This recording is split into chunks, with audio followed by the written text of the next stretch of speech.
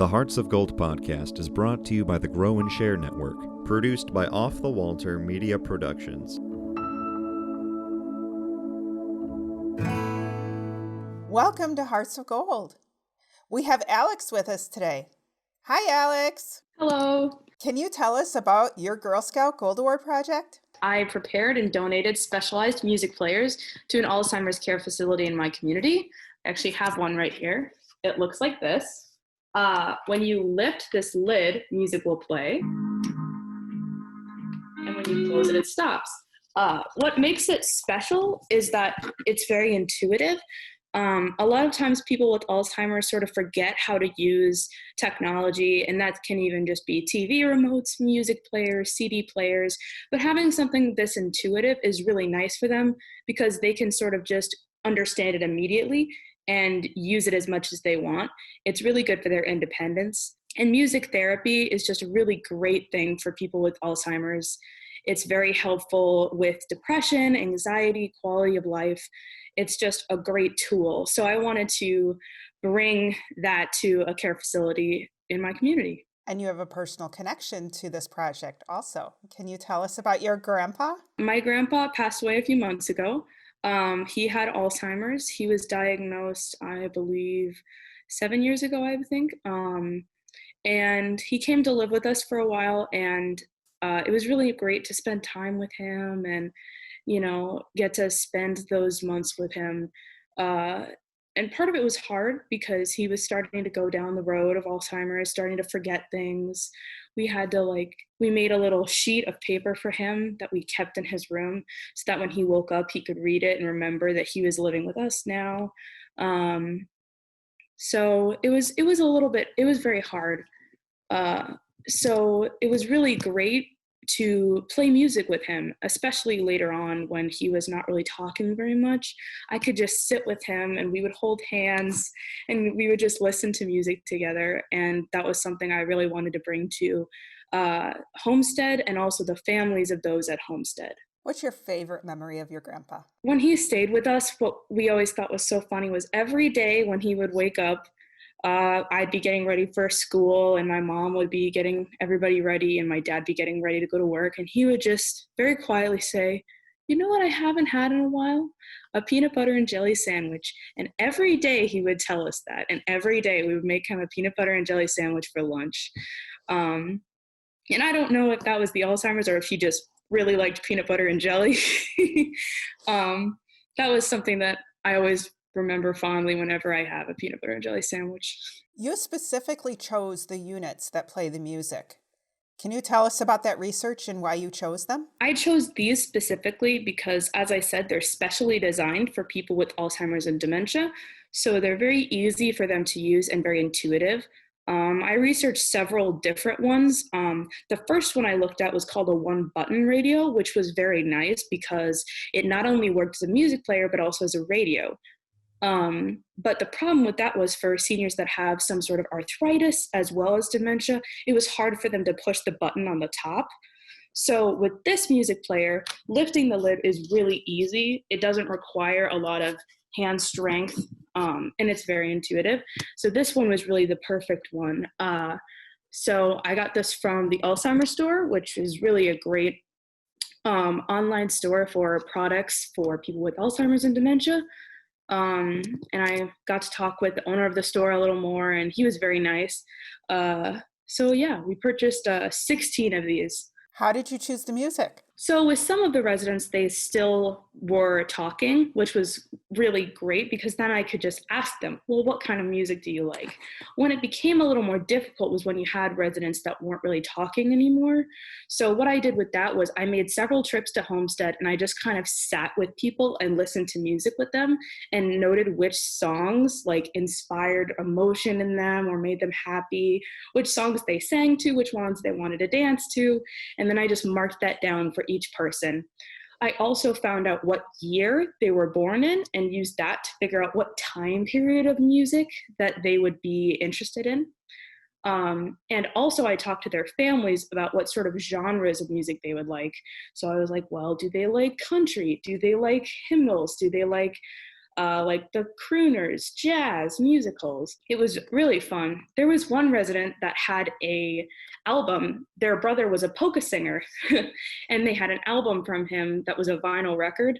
So we actually took that and digitized it and put it onto her music player for her. So that was pretty cool. What was your biggest challenge with your project? Finding a way to get the music. I had to not only collect the money for the 16 music players, but also enough money to purchase a bunch of CDs to give to the homestead. I found a free archive website that had non-copyrighted music as well. That was very helpful. And then I actually talked to a copyright lawyer just to make sure that everything that I was doing was perfectly well and safe and all that.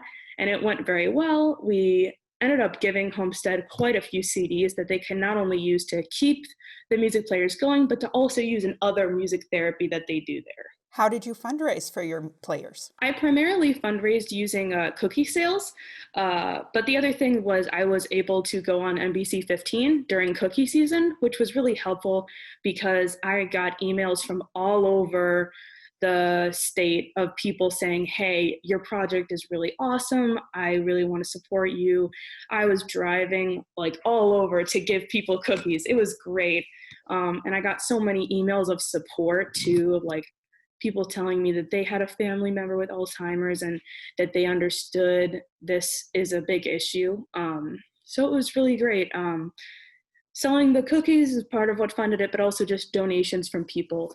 And it was just, the community was just great. What was your favorite part about your project? Getting to see the responses once I actually brought the music players into people. And it's even just the little things, like if you have a nonverbal resident and you give them a music player, they might not necessarily be jumping up and dancing and singing, but there was one lady that she was just very quietly clapping along to the beat, and that spoke volumes. It was amazing.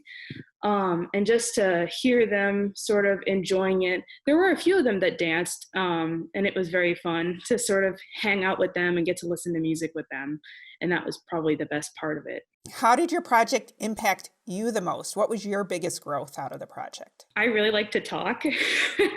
I've always been a very talkative, social butterfly of a person, but this project really taught me how to listen more, because when you have a resident that's nonverbal, they don't really want you to just talk at them. They want you to sit with them. They want you to listen to them, even if they're not talking to you, listening to their body language and just sitting with them.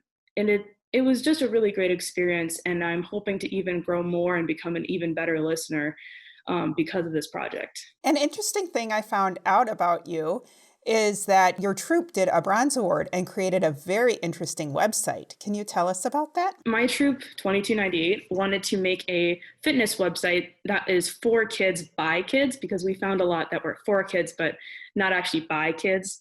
So my troupe, we gathered recipes, activities, like special themed events for like the different holidays and the different months. And we made postings on a website called Fit and Company. It was a very fun time. We wrote little blog pieces. We even tried out a lot of the recipes just to make sure they were really good and healthy. It was just really fun. And we really were hoping that we would inspire a lot of kids to really get active and live healthy. And somebody special acknowledged that website. Yes, Michelle Obama actually linked her Let's Move website to our website. So that was very cool. Lots of Gold Award girls will do websites with their projects. What was it like at the junior level doing a website with your troupe? It was a little bit difficult because none of us had really been super exposed to making websites before. So we kind of had to learn as we went and sort of figure out what things people wanted to see, making sure we had pictures, making sure font was big and colorful, and, making sure the site was organized so that it was easy for people to get to where they wanted to go. And so we used Weebly, and that's a pretty good website maker, and we used it quite a lot. And from that, it's been very helpful in like the later projects I've done, because I made a website for this project. I've made websites for, when I interned at a lab at UW-Madison, I had to help them design their website for the lab. So that experience in the Bronze Award was really helpful later on. So what are your future plans? I am going to be going to UW-Madison in the fall for mechanical engineering, which is very exciting. I'm very excited.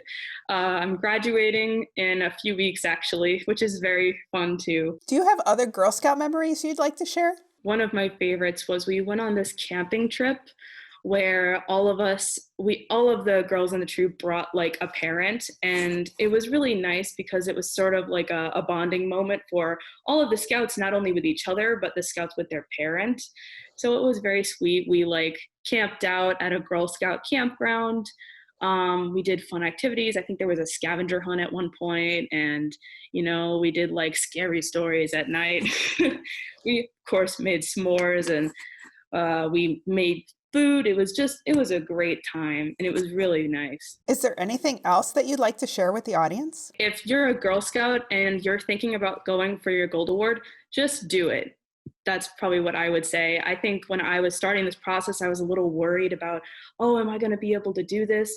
But just with the support system of the Girl Scouts and all of the skills that you've learned up to this point through being a Girl Scout, you already have all the tools that you need. You just gotta step up to it and do it. How do you make your s'mores? Here's the trick that I like to use. The Thanks a Lot Girl Scout cookies that are the cookie and then the fudge on the bottom.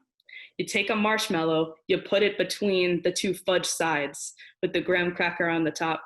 Oh, it's so good. It really is. It's so good. I also usually like to sort of cook it so it's like golden, the marshmallow, and then burn it so that it's got like crunchy stuff on the outside but gold on the inside.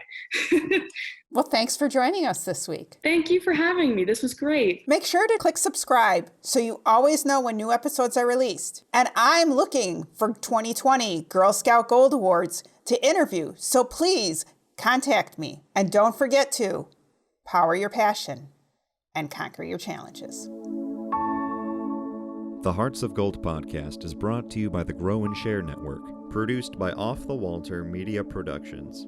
Thank you for listening and spreading the word on what we do. If you want to share your story of how you earned your Gold Award, reach out and send an email to growandsshare@outlook.com. Be sure to listen to the newest episodes on your favorite podcast app, as well as view the full video episodes on youtube.com/Cheryl M. Robinson. That's youtube.com/Cheryl, the letter M, Robinson. Take care, and we'll see you next time.